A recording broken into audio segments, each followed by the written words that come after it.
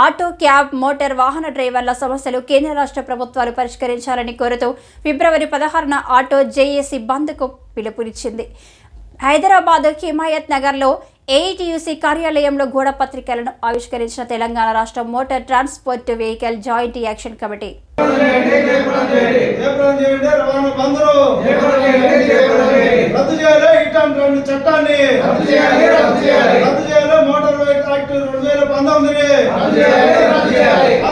రాష్ట్ర ప్రభుత్వం వెంటనే ఆటో డ్రైవర్, క్యాబ్ డ్రైవర్లను ఆటో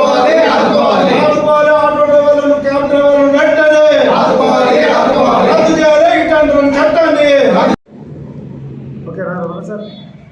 ఫిబ్రవరి 16వ తారీఖు నాడు భారతదేశ వ్యాప్తంగా భారతదేశంలో ఉన్న కార్మిక సంఘాలు, రైతు సంఘాలన్నీ కూడా వివిధ డిమాండ్ల మీద భారతదేశ వ్యాప్తంగా ఒకరోజు సమ్మెను నిలబెట్టివ్వడం జరిగింది.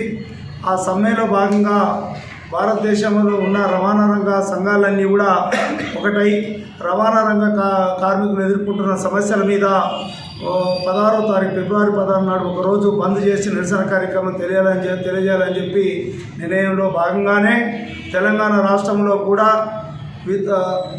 బంద్ను నిర్వహిస్తున్నాము. ఈ బంద్లో INTC, AITC, CITU, IFTU, BRTU మరియు క్యాబు, ఆటో, లారీ సంఘాలన్నీ కూడా ఈ సమ్మెలో పాల్గొంటున్నాయి. మా ఈ ప్రధాన డిమాండ్లు సెంట్రల్ కేంద్ర ప్రభుత్వం ఏదైతే 2019 సంవత్సరంలో మోటార్ వాహన చట్టాన్ని తీసుకురావడం జరిగింది, ఆ చట్టాన్ని రద్దు చేయాలని చెప్పి, ఆ చట్టంలో భాగంగానే పోయిన నెలలో జనవరి నెలలో కేంద్ర ప్రభుత్వం హిట్ అండ్ రన్ పేరు మీద కొత్త చట్టాన్ని తీసుకురావడం జరిగింది.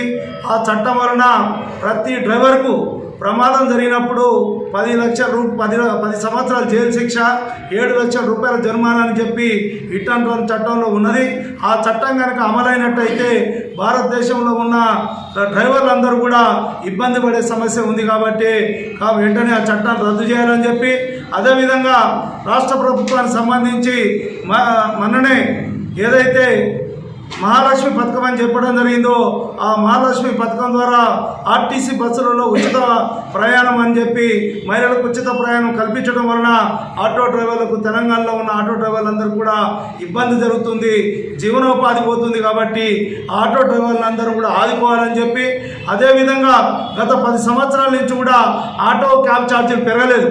10 సంవత్సరాల నుంచి అనేకమైన ఆందోళనలు, ఉద్యమాలు చేసినా కూడా అప్పుడున్న రాష్ట్ర ప్రభుత్వం పట్టించుకోకపోవడం వలన మా సమస్యలన్నీ అట్లనే ఉన్నాయి. కాబట్టి ఆ మీటర్ ఛార్జీలు కూడా పెంచాలని చెప్పి